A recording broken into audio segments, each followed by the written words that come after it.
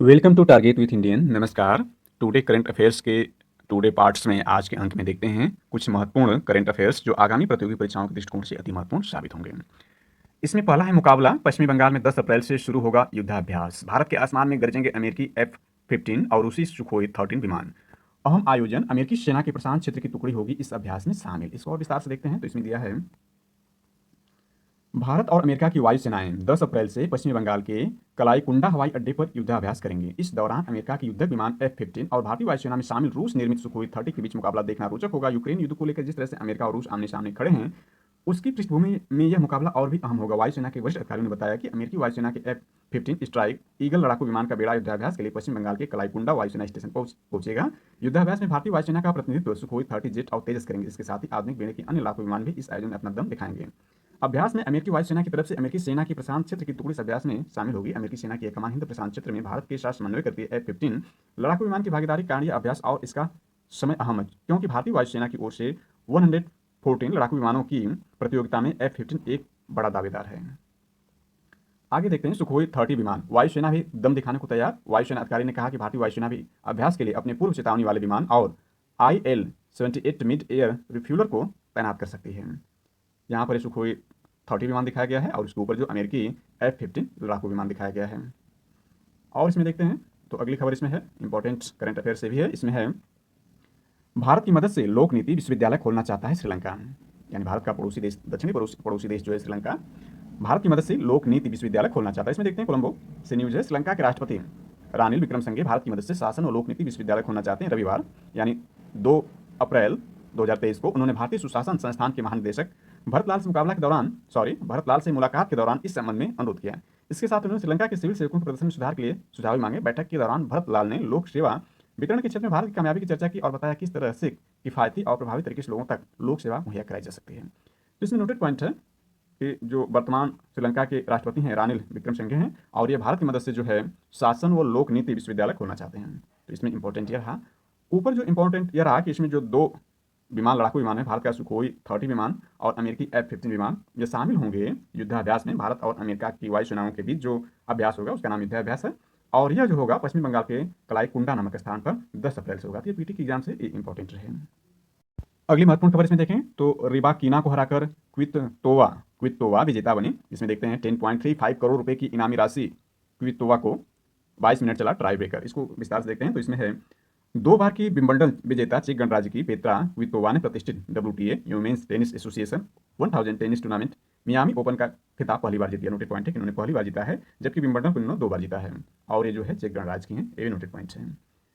इन्होंने फाइनल में कजाकिस्तान की 7वीं वरीयता एलिना रिबाकिना को रोमांचक संघर्ष में 7-6, 16-14, 6-2 से पराजित किया। यह 5 सालों में 12वीं बड़ी 33 वर्षीय क्वितोवा का पहला WTA खिताब उन्होंने अपने 13वें प्रयास में पहली बार मियामी ओपन भी जीता है। इसमें और देखते हैं तो इसमें है क्वितोवा ने विंबलडन विजेता रिबाकिना का इंडियन वेल्स और मियामी ओपन एक साथ जीतने का सपना तोड़ दिया है। बीते सप्ताह रिबाकिना इंडियन वेल्स में खिताब जीतकर आई थी। ये भी इंपॉर्टेंट है, बीते सप्ताह ही रिबाकिना ने इंडियन वेल्स का खिताब जीता है। यह पहला सेट रहा जिसमें मैच में निर्णायक भूमिका रही। पहले सेट का टाई ब्रेकर बेहद लंबा खिंचा, 22 मिनट चले इस मैराथन टाई ब्रेकर में 5वें सेट पॉइंट पर क्वितोवा ने इसे जीता। क्वितोवा ने मैच के बाद कहा उन्होंने अपने पूरे करियर में इतना लंबा टाई ब्रेकर नहीं खेला। आगे देखते हैं तो इसमें है 30वां WTA खिताब जीता पेत्रा ने। पेत्रा क्वितोवा उम्र में रिबाकिना से 10 साल बड़ी हैं। उन्होंने दिखाया कि इस उम्र में भी बड़े खिताब जीते जा सकते हैं। ये उनका 30वां WTA खिताब रहा। उन्होंने अंतिम बार 2018 मैड्रिड में WTA खिताब जीता था। यह उनका 41वां WTA फाइनल था। इस जीत के साथ वह विश्व रैंकिंग में एक बार फिर शीर्ष 10 में शामिल हो जाएंगे। इस जीत से उन्हें 10 करोड़ 35 लाख रुपए यानी 1.26 अमेरिकी डॉलर की भारी भरकम पुरस्कार राशि मिलेगी। अगला करंट अफेयर्स देखते हैं, ये भी खेल संबंधित है। इसमें भारत तोलकों ने रचा इतिहास, पहली बार विश्व यूथ में मिला दूसरा पदक। इसमें टीम ट्रॉफियों के साथ 2 रेस अल्बानिया में भारतीय युवा भारोत्तोलक, इसको देखते हैं विस्तार से। तो यह है भारत तोलकों ने इतिहास रचते हुए विश्व यूथ भारोत्तोलन चैंपियनशिप में पहली बार टीम ट्रॉफी जीती। लड़कों ने भारतीय टीम दूसरे और लड़कियों ने तीसरे स्थान पर रही। पहली बार भारतीय भारोत्तोलकों ने चैंपियनशिप में कुल 14 पदक जीते। लड़कों ने 3 रजत और 6 कांस्य, जबकि लड़कियों ने 1 रजत और 4 कांस्य पदक जीते। भारोत्तोलन संघ के अध्यक्ष सदेव यादव के अनुसार 25 मार्च से 1 अप्रैल तक 2 रेस अल्बानिया में हुई। इस चैंपियनशिप में लड़कों ने कुल 413 और लड़कियों ने 393 अंक हासिल किए। चैंपियनशिप में ज्योत्सना, आकांक्षा, अस्मिता, कोयल, मीना, संजना, मार्टिना, धनुष, तुफेल, गुरु नायडू, तोमछोउ, मितेई, गोलोम और भराली ने भाग लिया। इसमें नोटेड पॉइंट यह है पीटी एग्जाम की दृष्टि से कि भारोत्तोलकों ने इतिहास रचते हुए विश्व यूथ भारोत्तोलन चैंपियनशिप में पहली बार टीम ट्रॉफी जीती और यह जो हुआ है 25 मार्च से 1 अप्रैल तक डोरेस अल्बानिया में यह चैंपियनशिप हुई है। अगली महत्वपूर्ण खबर भी खेल संबंधित है। इसमें स्मृति शेष हैं। 60 के दशक के ऑलराउंडर सलीम अफगानिस्तान में जन्मे एकमात्र क्रिकेटर जिन्होंने भारत के लिए टेस्ट क्रिकेट खेला। दर्शकों की मांग पर छक्का जड़ने वाले दुरानी नहीं रहे। इसको और विस्तार से देखते हैं तो इसमें यह है कि जिस आतिशी क्रिकेट की आज धूम है, 60 के दशक की क्रिकेट के महानायक रहे सलीम दुरानी उस शैली के ऐसे मास्टर थे जो दर्शकों की मांग पर छक्का जड़ते थे। अफगानिस्तान में पैदा हुए दुरानी ऐसे एकमात्र क्रिकेटर रहे जिन्होंने भारत के लिए टेस्ट क्रिकेट खेला। इंग्लैंड वेंडीज के खिलाफ जीत में योगदान। बाएं हाथ के इस स्पिनर ने 1960 से 1973 के बीच 29 टेस्ट खेले। अर्जुन पुरस्कार जीतने वाले पहले क्रिकेटर ने 25.04 की औसत से कुल 1202 रन बनाए। उनके नाम टेस्ट क्रिकेट में 1 शतक और 7 अर्धशतक है। वहीं गेंदबाजी 75 विकेट लिए, जिसमें एक बार 10 और 3 बार 5 विकेट उनके नाम है। इनमें 73 रन देकर 6 विकेट श्रेष्ठ है। इंग्लैंड के खिलाफ 5 मैचों की श्रृंखला 1961-62 में 2-0 की ऐतिहासिक जीत में उनकी प्रमुख भूमिका रही।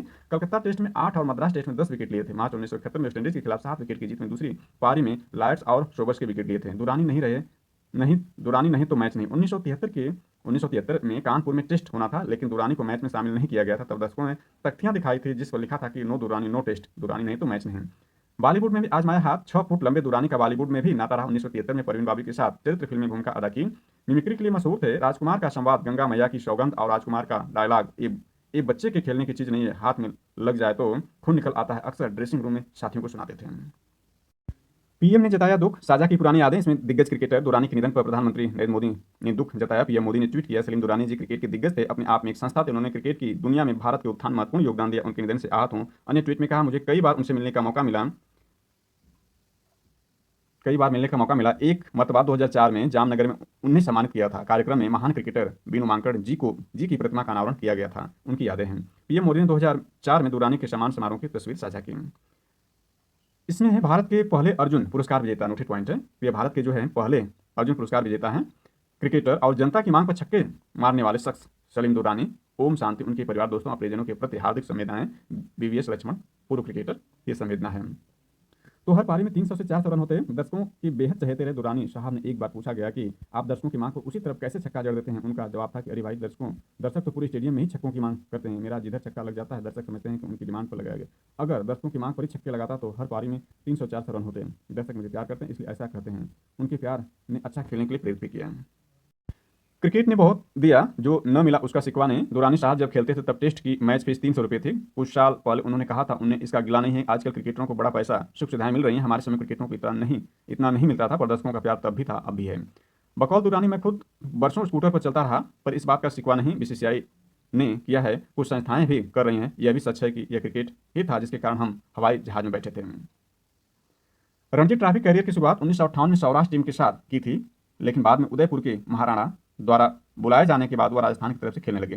दुरानी 2 वर्षों तक घरेलू क्रिकेट में सबसे अधिक विकेट लेने वाले खिलाड़ी रहे। नोटेड पॉइंट है कि रणजी ट्रॉफी कैरियर की शुरुआत 1958 में सौराष्ट्र टीम के साथ इन्होंने की थी। इसके बाद ये जो है राजस्थान की तरफ से खेलने लगे। और ये भी नोटेड पॉइंट है कि ये जो है पहले अर्जुन पुरस्कार विजेता भी हैं और दर्शकों की मांग पर छक्के लगाने के नाम से ज़्यादा फेमस ये रहे हैं। अगली महत्वपूर्ण खबर देखें तो इसमें 10 अरब के पार पहुंच सकता है स्मार्टफोन निर्यात। भारत में स्मार्टफोन निर्यात 2022-23 में 10 अरब डॉलर यानी 82,000 करोड़ रुपए से ज़्यादा के पार पहुंच सकता है। इसमें मेक इन इंडिया के तहत बनने वाले एप्पल के स्मार्टफोन की हिस्सेदारी 50% होगी। एशियन लाइट के मुताबिक कुल निर्यात में सैमसंग की हिस्सेदारी 40% और अन्य की हिस्सेदारी 10% हो सकती है। नेक्स्ट है 1.6 लाख करोड़ डॉलर के पार पहुंच सकता है विदेशी व्यापार। इसको देखते हैं। आर्थिक अनिश्चितताओं का नहीं होगा असर, वस्तुओं की तुलना में बढ़ेगा सेवा निर्यात। कृषि कार्यों में तेजी से पेट्रोल डीजल की बिक्री बढ़ी। बिजली खपत घटकर 127.52 अरब इकाई हुई। इसको और विस्तार से देखते हैं तो इसमें 755 अरब डॉलर पहुंच सकता है भारत का कुल निर्यात 2022-23 के दौरान।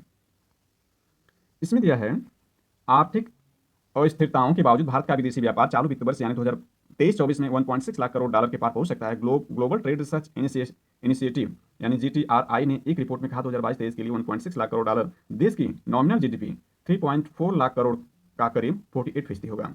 आर्थिक शोध संस्थान के सह संस्थापक अजय श्रीवास्तव ने कहा, व्यापार जीडीपी का उच्च अनुपात भी कारोबार से ज्यादा खुलेपन की बात करता है। उन्होंने कहा, वस्तु निर्यात के मुकाबले सेवाओं के निर्यात की ज्यादा वृद्धि दर ने देश के निर्यात के कुल प्रदर्शन में सुधार किया है। बीते वित्त वर्ष में भारत का कुल निर्यात, नोटेड पॉइंट है कि बीते वित्त वर्ष में भारत का कुल निर्यात माल एवं सेवा 755 अरब डॉलर रहने का अनुमान है। वहीं 2021-22 की तुलना में करीब 11.6% अधिक होगा। ये भी वेरी इंपॉर्टेंट है कि 2021-22 की तुलना में 11.6% अधिक होगा।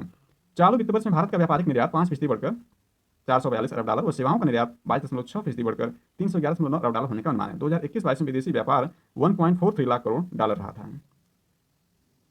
अगली महत्वपूर्ण खबर देखें तो इसमें पानीपत कालीन की विदेश में मांग, निर्यात 7,000 करोड़, यूरोप, ऑस्ट्रेलिया, अमेरिका और अरब देश की पहली पसंद बने हाथ से तैयार स्थानीय उत्पाद।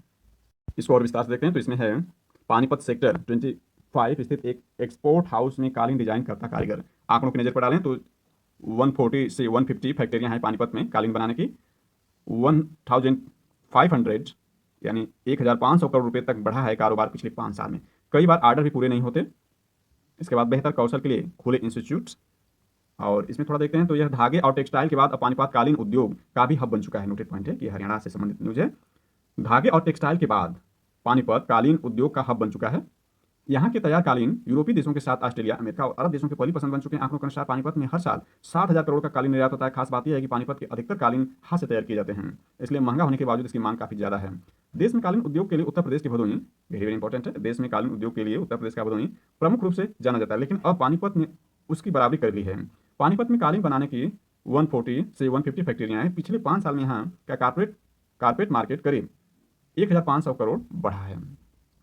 इसमें देखते हैं चीन और तुर्की को पीछे छोड़ जल्द निकलेंगे आगे। इसमें ही पानीपत अंतर्राष्ट्रीय मार्केट में अब चीन और तुर्की को पीछे छोड़ने की दिशा में अग्रसर है। दरअसल तुर्कियों के कालीन मार्केट में आने से पहले भारतीय कारपेट कारोबार को सिर्फ चीन से ही चुनौती मिलती थी। अब तुर्की में मशीन से बने सस्ते कालीन मुश्किल खड़ी कर रहे हैं। यहाँ बेल्जियम और जर्मनी की बनी मशीनों से कालीन बनाया जा रहा है। इससे कम समय में अधिक उत्पादन होता है। इसके साथ ही कई तरह के डिजाइन प्रोसेस होते हैं।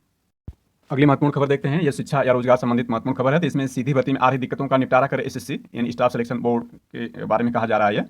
संसदीय समिति ने उठाया अनुबंधित कर्मचारियों का मुद्दा। यह संसदीय समिति का कहना है। इसमें है एक संसदीय समिति ने केंद्रीय सूचना आयोग यानी सीआईसी में बड़ी संख्या में अनुबंधित कर्मचारियों को रखने का मुद्दा उठाया। समिति ने कर्मचारी चयन आयोग यानी एसएससी से सीआईसी में सीधी भर्ती में आ रही अड़चनों पर गौर करने के लिए कहा है। समिति के अनुसार सीआईसी ने अनुबंध के आधार पर किसी बाहरी एजेंसी के माध्यम से कर्मचारियों के 160 स्वीकृत पदों में से 100 पद भरे। कार्मिक लोक शिकायत कानून और न्याय पर संसद की अस्थायी समिति ने अपनी हालिया रिपोर्ट में कहा कि इतनी बड़ी संख्या में अनुबंधित कर्मचारियों की भर्ती करने की वजहों के बारे में पूछे जाने पर सीआईसी ने कहा कि वह उचित उम्मीदवार न मिलने कारण रिक्त पदों को नहीं भर पाया।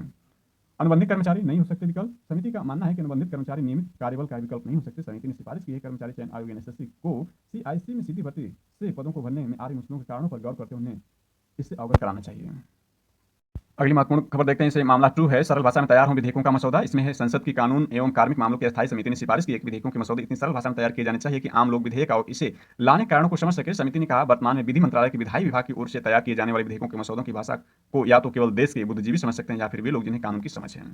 नेक्स्ट है 10 वर्षों से लंबित 1350 मामले पेंशनधारियों को दी जाए वरीयता। इसमें है संसदीय समिति ने 10 साल से अधिक समय से लंबित 1350 मामलों का जिक्र करते हुए केंद्रीय प्रशासनिक अधिकरण यानी कैट से इन पर प्राथमिकता से आधार फैसला करने को कहा है। कैट केंद्र सरकार के कर्मचारियों की सेवा से जुड़े मामलों का फैसला करता है। इसमें जो नोटेड पॉइंट यह है कि कैट जो है केंद्र सरकार के कर्मचारियों की सेवा से जुड़े मामलों का फैसला करता है। कैट के बारे में थोड़ा देखते हैं। केंद्रीय प्रशासनिक अधिकरण कैट क्या है, इसके बारे में थोड़ी जानकारी अतिरिक्त लेते प्राप्त करते हैं। जैसा कि हम जानते हैं कि 42वें संविधान संशोधन अधिनियम 1976 में या 1976 के द्वारा संविधान में एक नया भाग 14 क जोड़ा गया। इस भाग को अधिकरण नाम दिया गया। इसमें 2 अनुच्छेद हैं। अनुच्छेद 323 क ये प्रशासनिक अधिकरण से संबंधित है और अनुच्छेद 323 क अन्य मामलों के अधिकरणों से संबंधित है। इसमें अनुच्छेद 323 क नोटेड पॉइंट है कि अनुच्छेद जो 323 क है यह संसद को यह अधिकार देता है कि वह केंद्र और राज्य की लोक सेवाओं, स्थानीय निकायों, सार्वजनिक निगमों तथा अन्य सार्वजनिक प्राधिकरण में नियुक्त व्यक्तियों की भर्ती व सेवा शर्तों से संबंधित विवादों को सुलझाने के लिए प्रशासनिक अधिकरण की स्थापना कर सकता है। अनुच्छेद 323 क का अनुकरण करते हुए संसद ने प्रशासनिक अधिकरण अधिनियम 1985 पारित किया है। इसके बाद केंद्रीय प्रशासनिक अधिकरण कैट यानी यही कैट है जो यहाँ पर जो हम कैट को देख रहे हैं, यही कैट जो है केंद्रीय प्रशासनिक अधिकरण यानी CAT CAT central administration tribunal अपने प्रधान खंडपीठ यानी इसके प्रधान खंडपीठ जो है नई दिल्ली प्रधान खंडपीठ दिल्ली वह विभिन्न राज्यों में पूरक खंडपीठों के साथ 1985 में गठित हुआ। ये 1985 में गठित हुआ। वर्तमान में इसकी 17 खंडपीठें हैं। इसमें 15 मुख्य न्यायालयों की प्रधान पीठों में और 2 अन्य, इसमें जो 2 अन्य हैं वही ज़्यादा इंपॉर्टेंट है। इसमें 2 अन्य जो है एक जयपुर में है और एक जो है उत्तर प्रदेश की राजधानी लखनऊ से संचालित होती है। तो यह जो रहा अधिकरण संबंधी या ट्रिब्यूनल संबंधी कुछ अधिक जानकारी रही। और हमने देखा कि यह जो है यानी कैट जो है केंद्र सरकार के कर्मचारियों की सेवा से जुड़े मामलों पर फैसला करता है। तो ये मामला थर्ड रहा। अगली महत्वपूर्ण खबर देखें तो ये उत्तर प्रदेश लोक सेवा आयोग संबंधी महत्वपूर्ण जानकारी है। इसमें है 10 दिन में पीसीएस का परिणाम देने की तैयारी यानी पीसीएस 2022 का फाइनल रिजल्ट देने की तैयारी की बात में यहाँ चर्चा की जा रही है। 10 माह में प्रारंभिक परीक्षा से लेकर इंटरव्यू तक की प्रक्रिया पूरी होगी। इसमें देखते हैं उत्तर प्रदेश लोक सेवा आयोग यानी यूपी पीएससी पीसीएस 2022 का अंतिम चयन परिणाम 10 दिनों में जारी करने की तैयारी में है। इंटरव्यू की प्रक्रिया 10 21 मार्च को पूरी हो चुकी है। इस बार आयोग संघ लोक सेवा आयोग यानी यूपीएससी की सिविल सेवा परीक्षा से पहले यूपीपीएससी पीसीएस 2022 का परिणाम देने की वकायद में ऐसा हुआ तो आयोग के लिए बड़ी उपलब्धि होगी और सत्र भी पटरी पर आ जाएगा। पीसीएस की 383 पदों पर भर्ती के लिए प्रारंभिक परीक्षा 12 जून 2022 को हुई थी। प्रारंभिक परीक्षा से लेकर इंटरव्यू तक की प्रक्रिया 10 मार्च से पहले पूरी कर ली गई। पीसीएस प्रारंभिक परीक्षा के लिए 6,02,974 अभ्यर्थियों ने आवेदन किए थे और 27 जुलाई को जारी परिणाम में 5,964 अभ्यर्थियों को मुख्य परीक्षा के लिए सफल घोषित किया गया था। मुख्य परीक्षा पिछले साल 27 सितंबर से 1 अक्टूबर तक लखनऊ, प्रयागराज एवं गाजियाबाद के विभिन्न केंद्रों में आयोजित की गई थी। पीसीएस 2022 की मुख्य परीक्षा के लिए 5,997 अभ्यर्थी पंजीकृत थे और इनमें से 5,203 अभ्यर्थी परीक्षा में शामिल हुए। आयोग ने मुख्य परीक्षा का परिणाम 9 फरवरी 2023 को जारी किया था। इसमें 1,070 अभ्यर्थियों के इंटरव्यू के लिए सफल घोषित किया गया। हालांकि मुख्य परीक्षा का परिणाम घोषित होने से पहले 132 अभ्यर्थियों को तगड़ा झटका लगा था जब आयोग ने विभिन्न कारणों से उनका अभ्यर्थन निरस्त कर दिया था। इनमें 13 अभ्यर्थी स्पोर्ट्स कोटे के थे। आयोग की ओर से इंटरव्यू 20 फरवरी से 21 मार्च तक आयोजित किए गए। अमूमन इंटरव्यू पूरा होने के 15 से 20 दिनों में अंतिम परिणाम घोषित कर दिया जाता है। आयोग पिछले 10 दिनों के दौरान किसी भी दिन परिणाम घोषित कर सकता है। आयोग के सूत्रों का कहना है कि इस हफ्ते परिणाम जारी किया जा सकता है। जिन पदों पर भर्ती होनी उसमें प्रमुख रूप से एसडीएम के 39, डिप्टी एसपी के 93, बीडीओ के 36, नायब तहसीलदार के 34 और बीएससी के 13 पद शामिल हैं। तो इस तरह से यह महत्वपूर्ण करंट अफेयर्स और कुछ महत्वपूर्ण जानकारियां रही। Thanks for watching this.